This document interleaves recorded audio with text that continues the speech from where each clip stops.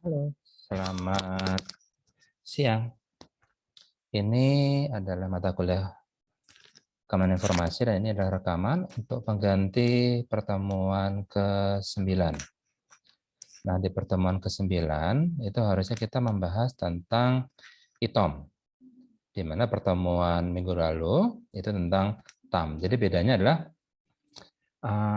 TAM itu adalah peta aplikasinya, ITOM itu adalah framework untuk membangun bisnis proses.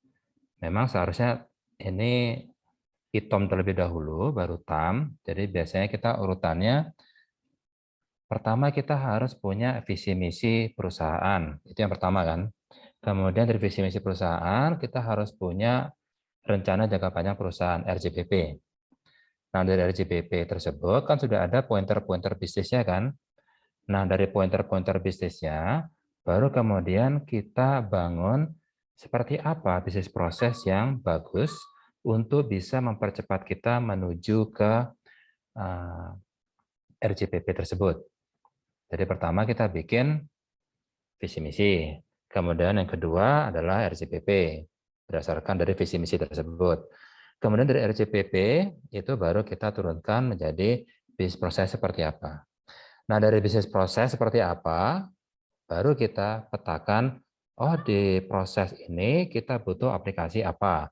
Di proses yang ini kita butuh aplikasi apa, dan seterusnya. Atau mungkin, oh dari seluruh proses bisnis ini satu kesatuan. Ini bisa jadi satu aplikasi. Nah, itu yang dibahas di TAM, peta aplikasi. Nah, sekarang kita bahas tentang ITOM. Nah, di sini ada beberapa file yang bisa teman-teman download. Ada posternya, dan juga ada definisinya, penjelasan tentang poster tersebut. Kemudian juga ada contoh cara kita membangun bisnis proses flow.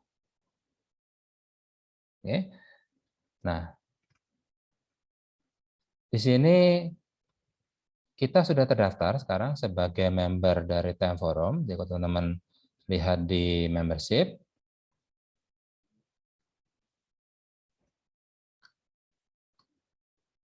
kita baru saja terdaftar sebagai ini member. Cuma sekarang jadi member baru sih, dari Desember 1, 2021, padahal kita harusnya sudah jadi member dari tahun 2013. Cuma dulu memang saya daftarkannya waktu masih Institut Manajemen Telkom, dan sekarang setelah jadi Telkom University, mereka minta untuk didaftarkan ulang, tapi sebagai Telkom University, sehingga di riset dari awal. Tidak apa-apa. Nah, kalau teman-teman ingin memanfaatkan fasilitas membership ini, teman-teman tinggal bikin akun nanti di sini. Kalau ini sudah login, bikin akun, dan kemudian nanti bisa download berbagai dokumen dari Time Forum secara free. Nah, salah satu dokumennya adalah tentang ITOM. Dan ini adalah poster dari ITOM-nya. Ini yang versi terbaru, versi 19.5. Dan di sini kalau kita lihat ada beberapa informasi, ada yang dibentuk dalam bentuk vertikal, ada juga bentuk horizontal.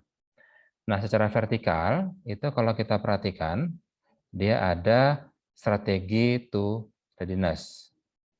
Ini grupnya, dan juga ada tentang operation.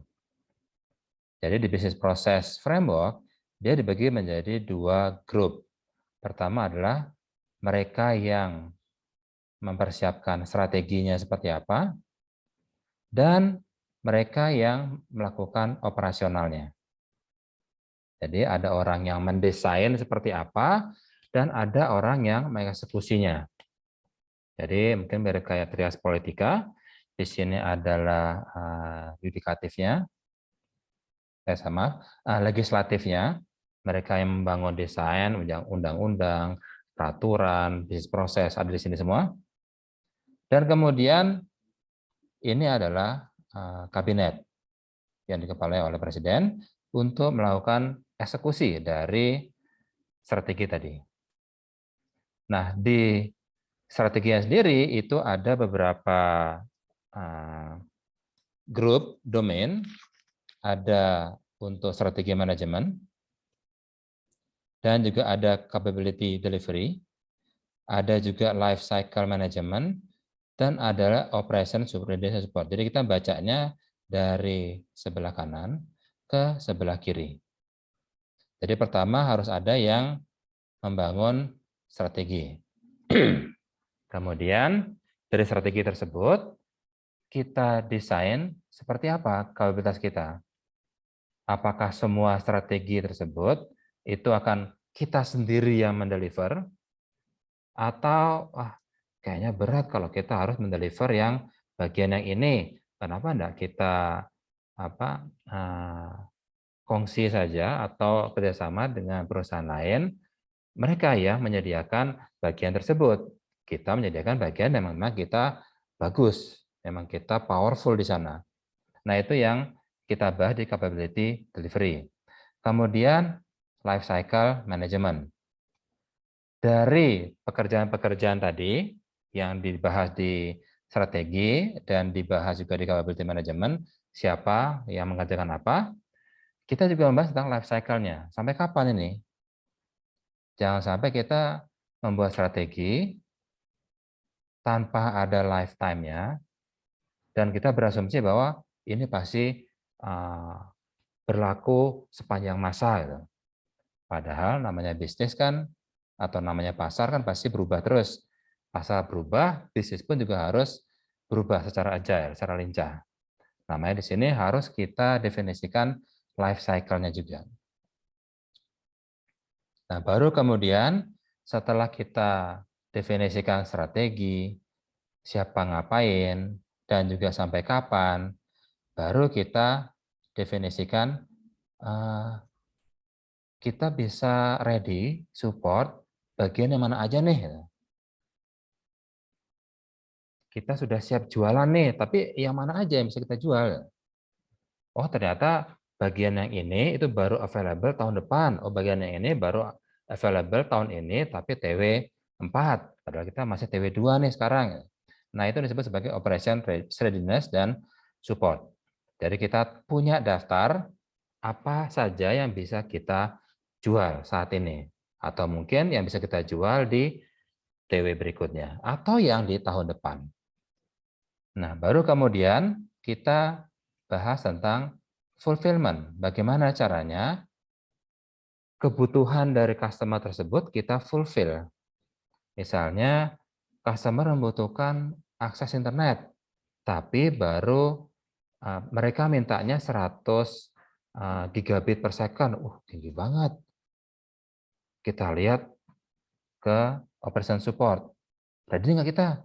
Wah, nggak ready. Kalau saat ini kita baru support sampai 50 gigs. Terus 50 gignya gimana? Ya, berarti kita bisa ke capability delivery tadi, kita cari, karena kita punya data tadi, siapa yang bisa delivery tambahannya. Nah, itu yang kita deliver sebagai fulfillment. Jadi fulfillment itu adalah proses untuk mengaktifasi layanan.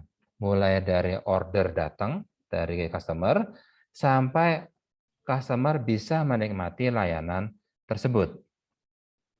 Nah, setelah customer bilang, oke, layanan sudah siap, saya sudah bisa menikmati tanda tangan berita acara serah terima, baru kemudian masuk ke fase berikutnya, yaitu assurance. Dan ini sudah masuk ke operasional ya. Assurance itu untuk menjamin bahwa layanan tersebut bisa dinikmati pelanggan sesuai dengan SLA yang disepakati. Dan saat yang bersamaan juga, kontrak dari BAST tadi itu sudah masuk ke bagian billing. Jadi ada bagian asuran dan juga ada bagian billing untuk mulai mengenerate tagihan. Karena namanya perusahaan kan pasti perlu revenue kan.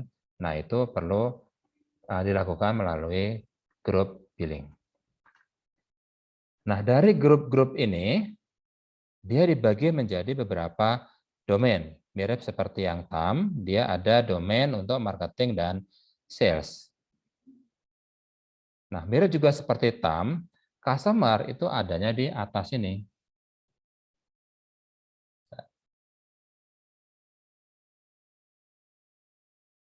Oh ya, ini tidak boleh diedit, nggak boleh dihapus-hapus. Jadi customer ada di sini. Dan mereka yang berinteraksi langsung dengan tim marketing dan sales kita. Oke. Nah, kemudian untuk tim marketing dan sales bisa bekerja, dia butuh data customer. Dan ini dimasukkan ke dalam domain customer. Di belakang customer ada produk. Di belakang produk ada layanannya sendiri. Karena satu produk itu bisa beberapa layanan. Nah, kemudian dari layanan tersebut, dia pasti butuh resource kan, alat produksi kita. Contohnya misalnya, tadi pelanggan ingin akses internet. Itu produknya apa? Misalnya Telkom IndiHome. Oke, Telkom IndiHome itu adalah produknya. Layanannya apa? Layanannya itu bisa berbeda di belakang. Misalnya, oh IndiHome itu dia triple play. Dia ada link internet, ada kabel TV, dan juga ada telepon, POTS. Nah, 3 layanan ini itu yang dibundling jadi satu sebagai satu produk, namanya IndiHome. Jadi IndiHome itu kalau kita lihat di belakangnya, itu ada 3 layanan sebenarnya. Tadi, telepon, internet, dan TV kabel. Nah, kemudian dari masing-masing layanan tersebut, tentunya dia juga butuh resource kan. Resource-nya ada ODP, ada ONT, ada fiber to the home-nya, dan lainnya. Itu masuk ke resource. Nah, kalau misalnya resource tersebut tidak bisa dipenuhi, misalnya, wah komplek ini dia sudah ada provider sendiri, yaitu developer dari perumahan. Jadi ada beberapa perumahan yang memang jaringan di dalam itu sudah fiber. Nah, kalau ada rumah yang pingin langganan misalnya IndiHome, maka tidak boleh kita gelar fiber langsung ke rumahnya, tapi kita harus lewat developernya. Jadi kita connect, nanti developernya yang ngatur. Nah, kalau model seperti itu, maka developer tadi itu dianggap sebagai bisnis partner untuk menyediakan resource. Biasanya resource-nya adalah last mile, yaitu titik yang mendekati atau nempel ke pelanggan itu last mile. Nah, baru terakhir adalah enterprise. Ini buat internal perusahaan kita. Contohnya misalnya adalah human resource, kemudian aset, knowledge management, dan lainnya. Nah, inilah yang dijelaskan di Business Process Framework atau ITOM. Dan masing-masing ini itu disebut sebagai proses elemen. Contohnya misalnya seperti ini.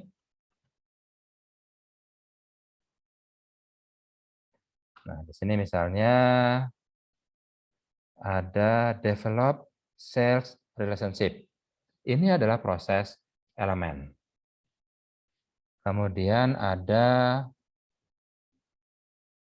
monitor sales and channel best practice. Ini juga namanya proses elemen. Dan dia level 3 istilahnya. Level 4. Karena level 1 adalah ini, strategi manajemen, grup ini level 1. Kemudian level 2-nya adalah satu blok ini, yaitu interseksi antara strategi manajemen sama marketing and sales contohnya. Jadi satu blok ini adalah level 2-nya. Ini berarti juga level 2. Ini juga level 2. Kemudian level 3-nya adalah yang blok di sini. Dan level 4-nya adalah yang satu item di sini. Ini level 4. Dan ini adalah disebut sebagai proses elemen. Nah, namanya bisnis proses, dia juga pasti ada prosesnya, ada flow-nya. Maka di sini perlu kita bikin proses flow. Jadi ada proses elemen dan juga ada proses flow. Proses elemen adalah masing-masing informasi di sini. Ini proses elemen, ini proses elemen, ini proses elemen. Tapi hubungan antar proses elemen tadi itu perlu kita bangun untuk membuat bisnis proses. Nah, itulah yang disebut sebagai proses flow. Atau beberapa orang menyebutnya sebagai bisnis proses. Nah, sebelum kita masuk ke bisnis proses sendiri, kita coba lihat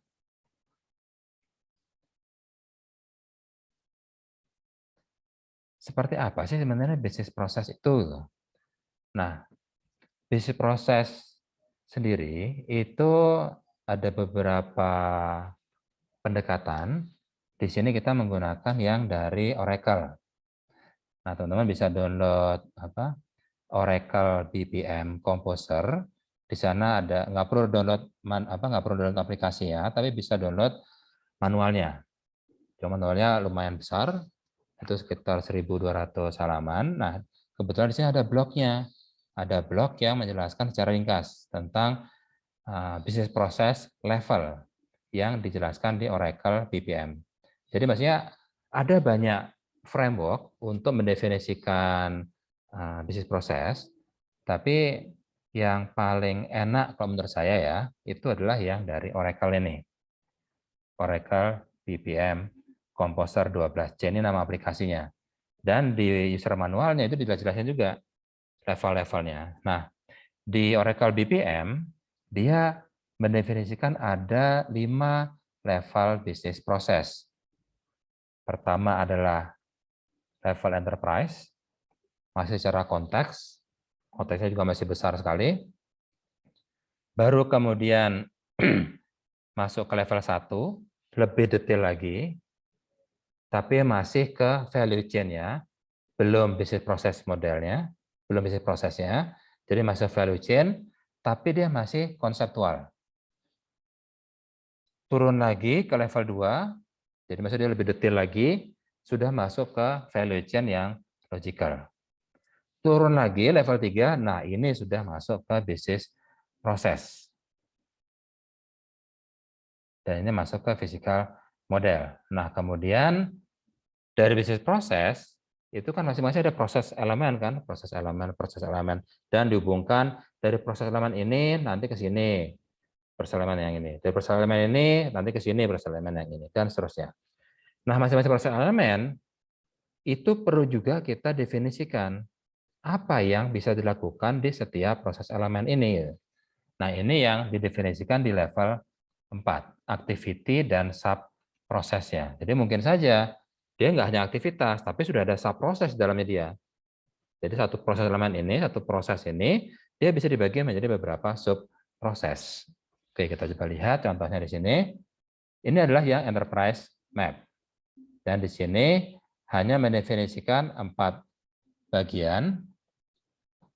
Kita coba zoom. Ini.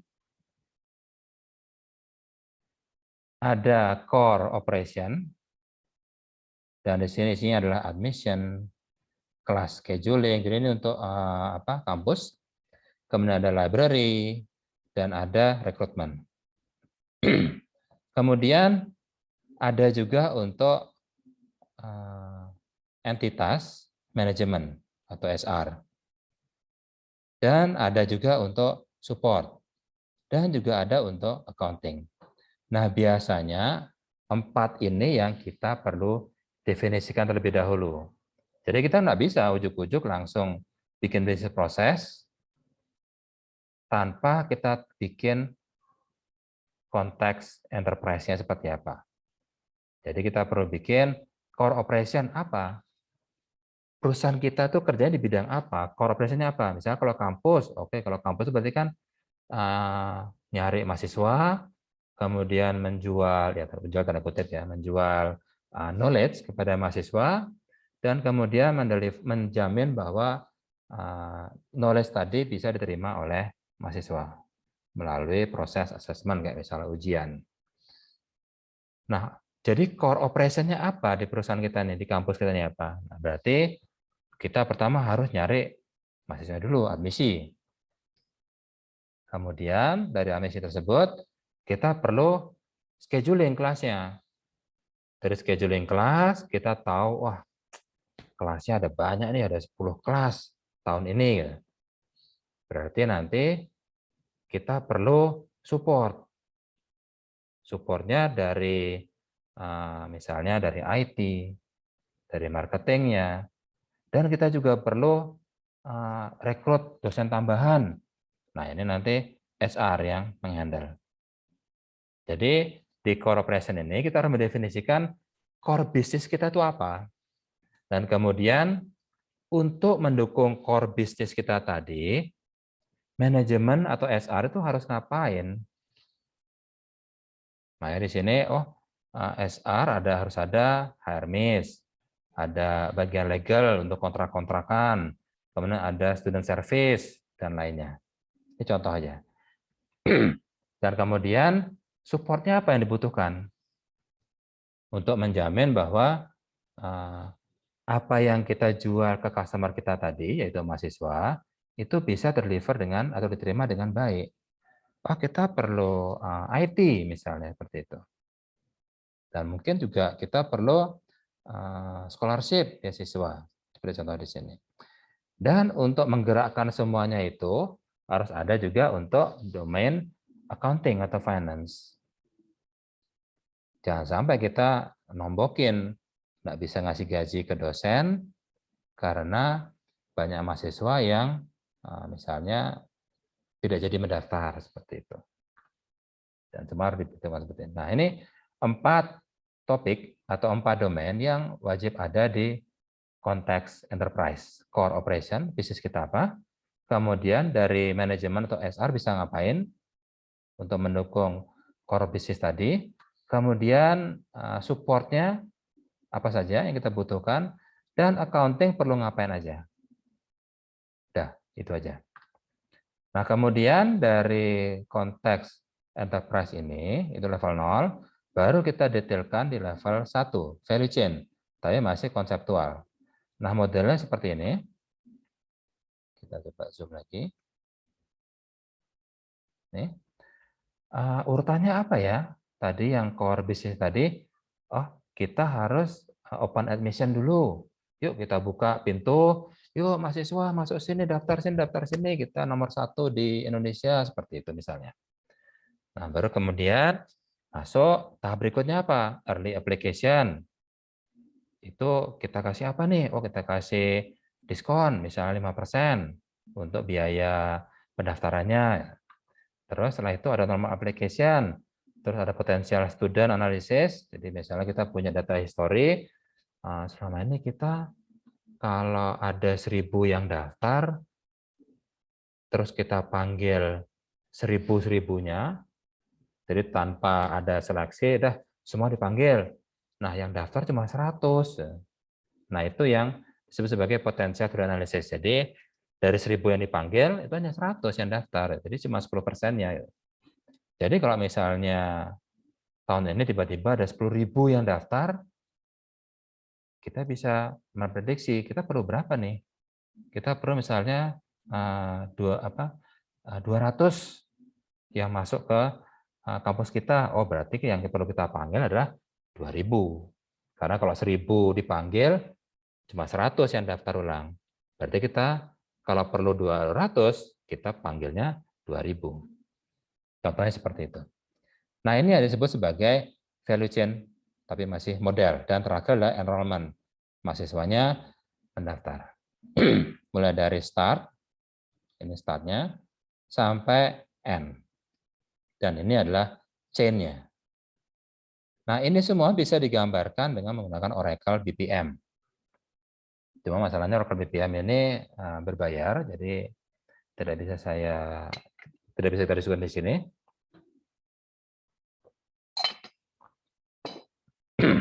Nah, kemudian lanjut, kita detailkan lagi ke level 2, value chain, tapi sudah masuk ke logical. Nah, misalnya contohnya ini beda lagi, misalnya ada inbound logistik. Jadi ada barang masuk nih. Maaf. Ada barang masuk, tentunya akan kita masuk ke proses operation. Kemudian, maaf, ini bukan barang jadi ya, tapi barang yang perlu kita assembly untuk kemudian kita jual. Jadi ada inbound logistik itu maksudnya spare part datang, kemudian kita operasikan, maksudnya operasi kita bangun, assembly, kemudian kita bawa keluar ke bagian marketing, karena bisa saja marketing nggak satu pabrik dengan kita, tapi ada di provinsi yang berbeda. Nah, dari sana dia jual, dan kemudian kita tentukan juga asuransinya gimana, servisnya gimana, after sales-nya gimana. Setelah kita tentukan, baru kemudian kita jual final produknya. Nah, di fase operation ini tadi kan banyak yang terjadi di sini kan. Nah, ini bisa kita detailkan. Ada design and engineering pertamanya. Kemudian, jadi kita desain dulu, nanti bentuknya kayak gini. Kemudian tadi spare part tadi kita assembly. Setelah selesai, kita testing dan kualitasnya kita tes. Kalau oke, baru kita deliver ke outbound logistik untuk dibawa mungkin ke provinsi yang berbeda untuk ke outlet kita. Nah, ini level 2. Kemudian level 3, nah ini baru mulai masuk ke bisnis prosesnya. Contohnya seperti ini. Jadi ada start, kemudian ada user test, dan kemudian ada end. Dan ini pun juga bisa kita detailkan lebih lanjut. Dan untuk di level 4-nya, itu sudah ada sebenarnya aktivitas. Nah, aktivitas ini yang penting, kayak misalnya tadi ada start, kemudian ada part konsolidator, jadi orang yang ngecek spare part tadi, kemudian dimasukkan ke gateway. Nah, kemudian kita perlu tahu nih, kalau misalnya barangnya oke, boleh masuk langsung ke pabrik, ke plant. Nah, di plant ini aktivitas apa saja? Nah, ini yang kita detailkan. Ini aktivitasnya. Oke, ini yang level 4. Oke. Nah, sebagai contoh, misalnya teman-teman untuk yang level 4 tadi, itu bisa menggunakan banyak sekali aplikasi, bisa pakai Visio, bisa pakai Microsoft Word. Yang penting dia kalau bisnis proses, dia ada proses elemennya ini, ada proses flow-nya, pergerakan dari suatu proses elemen ke proses elemen berikutnya, dan juga ada owner-nya. Siapa yang bertugas untuk masing-masing proses elemen tadi. Kayak misalnya untuk path konsolidator, dia adalah proses elemen yang ada di bagian path konsolidator. Jadi ini adalah unitnya atau entitas atau grup yang bertanggung jawab terhadap proses elemen tadi. Contoh misalnya kalau di kampus itu ada bagian admisi. Jadi untuk admisi misalnya tadi misalnya yang di nah sini. Open admisi. Ini kalau kita definisikan sampai ke level 4, yang tanggung jawab adalah bagian admisi nih. Kemudian early application itu siapa? Oh, ini sudah bagian marketing. Jadi sudah beda unit di kampusnya. Orang marketing yang bertugas untuk jualan. Dan dia menentukan kalau early application, dia dapat diskon berapa? 5% misalnya. Terus kalau sudah selesai, maka enrollment ini pada saat end step-nya, yang tanggung jawab siapa? Siapa yang tanggung jawab untuk menginputkan data mahasiswa kita? Ya? Oh, itu yang tanggung jawab adalah bagian admisi dong. Ya. Karena datanya semuanya ada di admisi kan. Marketing tugasnya cuma jualan aja. Tapi data semua disimpan oleh admisi. Jadi admisi nanti bertanggung jawab untuk menginputkan data calon mahasiswa ke bagian IT. Nah, setelah itu yang tanggung jawab siapa? Orang IT. Jadi sudah beda unit lagi. Seperti itu. Nah, ini yang dideskripsikan dengan menggunakan sini.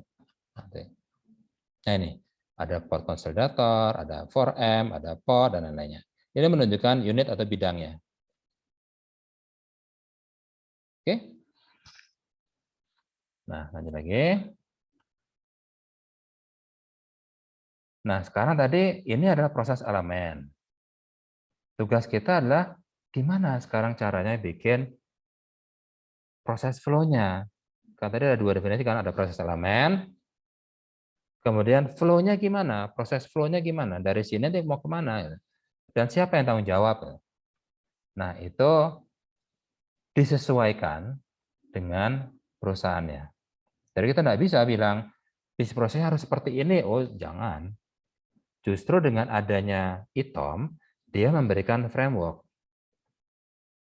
Silakan hubung-hubungkan antara proses elemen sesuai dengan kebutuhan Anda. Yang pasti, jangan terlalu panjang. Soalnya kalau terlalu panjang, Anda sendiri yang susah untuk melakukan kontrolnya. Kan nanti ada proses audit gitu kan. Panjang banget untuk proses verifikasi, proses untuk admisi tadi gitu. Kalau bisa pendek aja, biar kita pada saat melakukan controllingnya itu juga lebih mudah, tidak panjang. Nah, sekarang gimana caranya kita membuat bisnis proses tadi? Nah, di ITOM itu diberikan contoh. Jadi, misalnya di sini.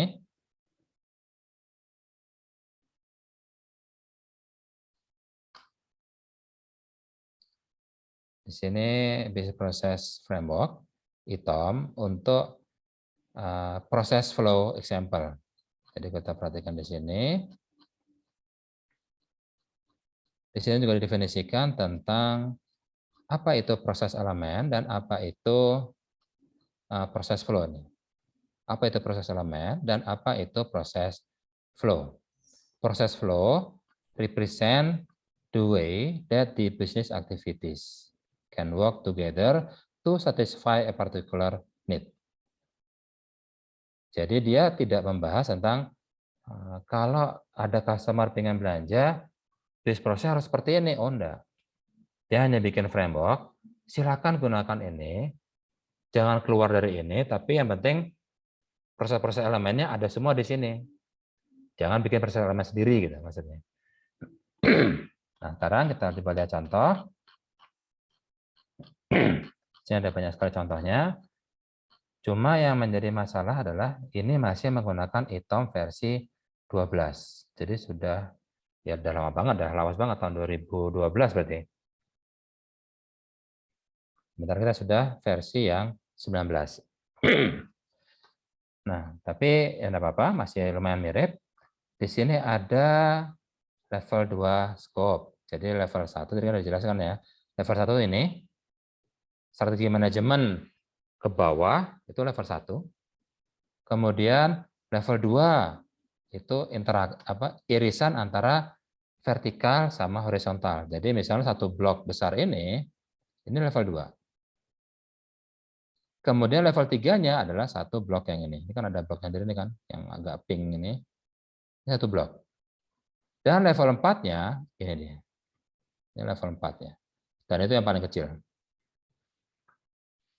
Nah, cuma biasanya di sini kita menggunakannya sampai ke level 3 saja. Oke, coba contoh ya. Misalnya ini. Contoh order to payment. Jadi mulai dari customer input order sampai customer itu bayar. Contohnya seperti apa? Coba kita lihat di halaman 16.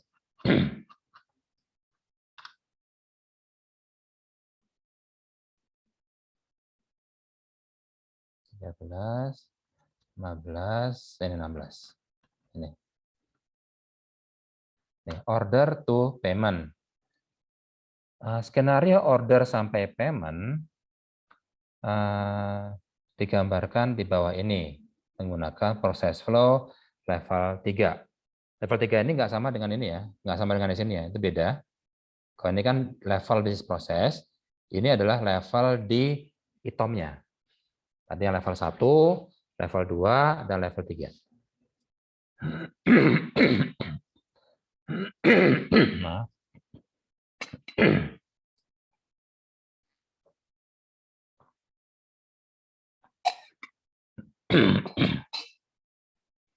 Oke, kita coba saja. Ini contohnya, lumayan rumit. Kita coba zoom. Oke, pertama adalah offer accepted. Jadi ada orang sales yang nawarin, kemudian customer-nya, oke, saya mau beli. Accepted berarti. Nah, itu nanti masuk ke marketing, product, and customer, yaitu masuk ke manage kontak. Coba kita lihat, manage kontak. Manage kontak. Ini dia, manage kontak. Jadi dari sini, jadi ini adalah proses elemen yang pertama akan dieksekusi. Manage kontak. Kemudian setelah itu, proses elemen berikutnya adalah acquire customer date. Customer acquire date. Nah ini. Data ya maksudnya mungkin ya. Oh ya, data bukan date. Acquire customer data. Ini dia. Jadi yang tadi ada di maaf.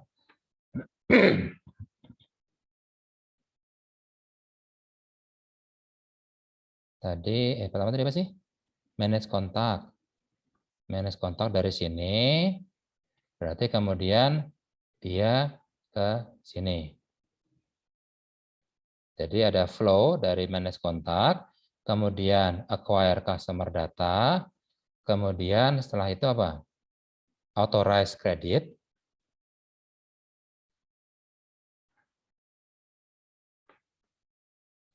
Nah ini sudah masuk ke domain customer, kuning ini kan domain customer ya. Yang ini, tuh domain customer kuning itu. Jadi sudah masuk ke sini. Masuk ke order handling, authorize credit. Oke, silakan dibayar seperti ini atau mungkin silakan memberikan diskon sekian.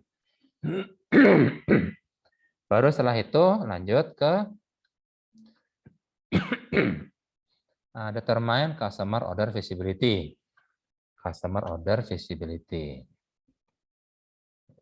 Kita geser aja. Order. Nih. Visibility. Ini. Customer order visibility. Masih di order handling. Maksudnya kita bisa apa? Kita bisa menyediakan order tadi enggak tuh? Kalau ordernya oke, sudah bisa kita apa? Sudah bisa kita deliver, maka oke, issue customer order. Kemudian lanjut lagi ke customer order handling, track dan manage. Jadi nanti masuk ke customer order handling. Kita coba cari. Customer order handling. Nah ini. Track and manage customer order handling. Jadi nanti dari customer-nya dia sendiri bisa nge-trace sudah sampai mana fulfillment dari layanan yang saya order ini gitu. Kayaknya masuk ke fulfillment nih kan.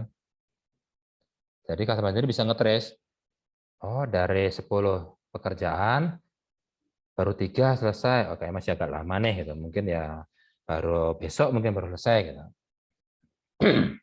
Nah, kemudian kalau sudah selesai, kemudian complete customer order, kemudian close customer order, kemudian create billing invoice-nya, dan kemudian masuk ke invoice diterima oleh customer, terus periksa apakah customer memang sesuai. Oh, berarti kalau bisnis proses seperti ini, customer belum BAST pun invoice sudah keluar. Ya kan berarti? kan validate customer satisfaction itu maksudnya BAST tadi kan, berita acara serah terima bahwa user itu sudah menerima layanannya. Jadi dia sudah nyoba, oh ya saya udah bisa internet.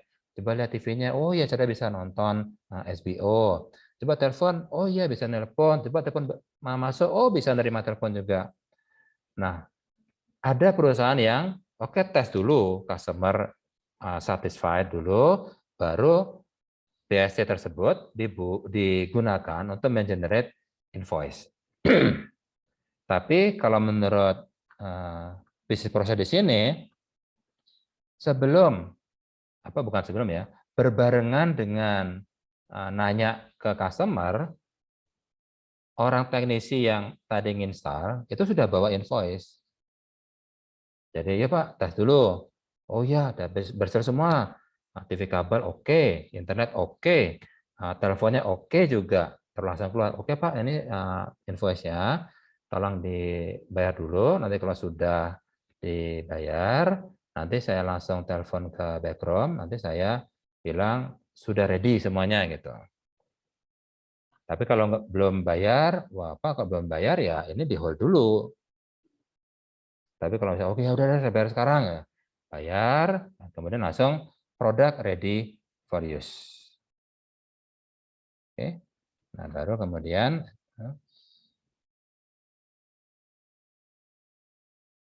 produk ready for use ini, kemudian baru masuk ke mana dia? Oh ini masuk ke subprosesnya nih ya. Subprosesnya dari sini issue service order, issue resource order, allocate install resource dan lainnya. Dan sampai sini activated sudah. Oh baru kemudian masuk ke complete customer order. Kemudian baru validate customer. Ini berarti N-nya ini sudah selesai. Validate customer sampai jadi produk sudah ready for use. Nah ini contoh bisnis proses yang di-generate menggunakan framework ITOM. Jadi dia mencari proses elemen saja apa saja yang diperlukan untuk membangun bisnis proses ini. Nah itu yang level 4-nya tadi. Jadi masuk ke level 4 sudah. Karena di sini kalau kita perhatikan, di sini sudah ada, oh di sini belum ada ini ya. Berarti agak berbeda dengan yang Oracle tadi, di proses BPMN tadi. Di sini belum ada unitnya, siapa yang tanggung jawab. Kayak misalnya marketing, produk, dan customer, ini siapa yang tanggung jawab? Gitu. Terus untuk service siapa yang tanggung jawab, resource-nya siapa yang tanggung jawab, dan lainnya. Jadi ini belum bisa dianggap sebagai business process model notation, BPMN. Kalau kita cari BPMN itu apa? Business process model dan notation. Jadi ada seperti ini contohnya. Jadi ada proses elemennya, ada proses flow-nya, pergerakannya seperti apa, dan harusnya juga ada siapa yang in charge. Oke. Nah, untuk membuat BPMN ini, teman-teman bisa menggunakan Oracle. Cuma Oracle BPM tadi dia tidak free. Yang ini nggak free. Teman-teman bisa menggunakan misalnya Visio. Dia sudah pada template-nya kan untuk base process. Contoh misalnya Visio.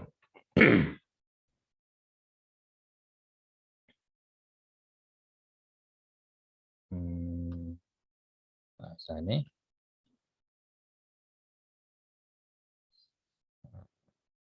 Oke, yang ini aja. Nah, ini template-nya sudah disediakan oleh Visio, kita tinggal ngisi. Ini siapa nih yang di sini? Misalnya ini adalah unit marketing. Kemudian yang di sini siapa? Admisi. Kemudian di sini siapa? Misalnya program course, program director lah ya. Ini prodi maksudnya. Terus di sini apa? Oh, IT-nya. Nah, sekarang siapa yang mulai? Admisi, start misalnya. Jadi kalau misalnya ini adalah prosedur penerimaan mahasiswa baru misalnya seperti ini. Start, kemudian apa dan seterusnya. Nah, ini disebut sebagai business process model dan juga notasinya seperti ini. Tapi bisa juga teman-teman menggunakan Bizagi. Ini lumayan terkenal juga karena dia free.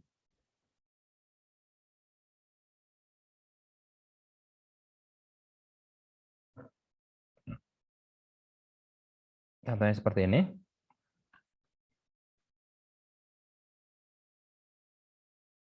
Di Bizagi dia juga sudah bisa mendesain seperti yang Oracle tadi, ada enterprise core, enterprise context, kemudian bawahnya lagi ada level satunya value chain model, bawahnya lagi level 2 value chain, kemudian proses model dan lainnya sampai ke level 4. Nah, di sini kita bisa klik start misalnya.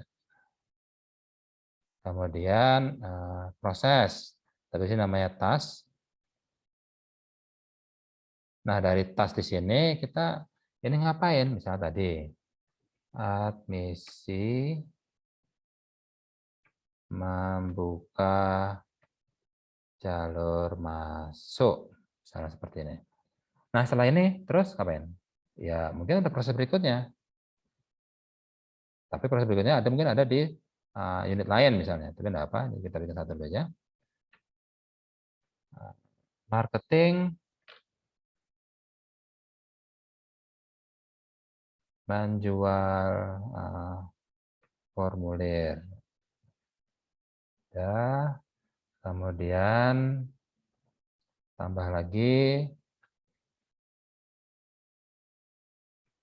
proses seleksi dan sampai akhirnya masuk ke penerimaan dan akhirnya selesai.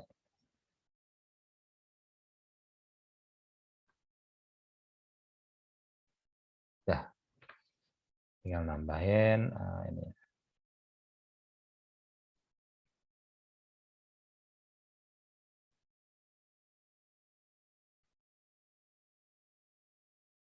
Nah, di sini juga ada kayak subproses. Jadi misalnya tadi yang di sini ini sebenarnya ada beberapa subproses. Jadi dari sini dia page.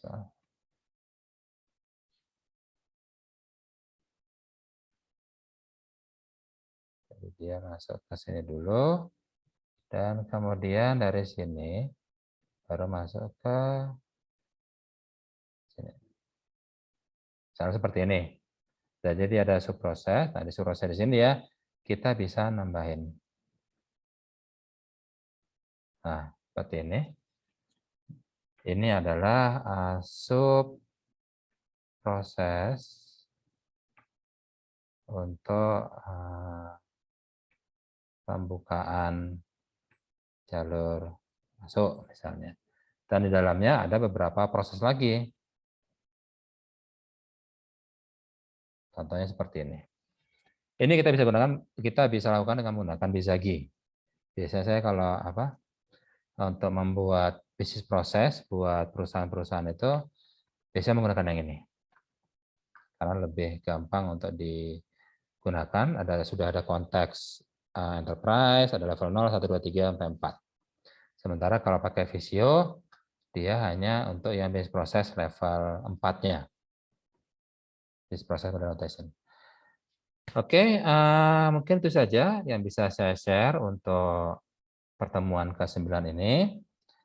Untuk kehadiran, teman-teman bisa mencoba untuk melakukan yang ada di sini. Ini tugas presensi, di mana kita menggunakan case study, di mana Anda bekerja di suatu perusahaan jasa akses internet, misalnya Telkom. Nah, desainlah sebuah proses bisnis level 2. Level 2 ini maksudnya bukan yang level 2-nya yang di sini ya. Tapi kalau di sini dia menggunakan level 4 berarti. Jadi bikin bisnis proses model adaptation. Jadi modelnya bikin kayak gini. Ya sederhana aja, tapi menurut definisi Anda. Di sana sebuah proses bisnis level 2 berdasarkan ITOM untuk complaint handling yang dimulai dari customer. Jadi mulai dari customer input komplain sampai customer itu mendapatkan feedback bahwa komplainnya itu sudah terpenuhi. Oke. Buat desain Anda menggunakan tool yang bisa Anda gunakan seperti misalnya Visio. Kalau mau menggunakan Visagi silakan. Kalau mau menggunakan yang Draw.io juga silakan, bebas. Nanti di-save sebagai PDF. Dan upload file PDF-nya ke LMS ini. Nanti kita minggu depan kita coba untuk diskusikan seperti apa hasilnya. Oke. Baik, itu aja dari saya. Terima kasih atas partisipasinya dan selamat siang.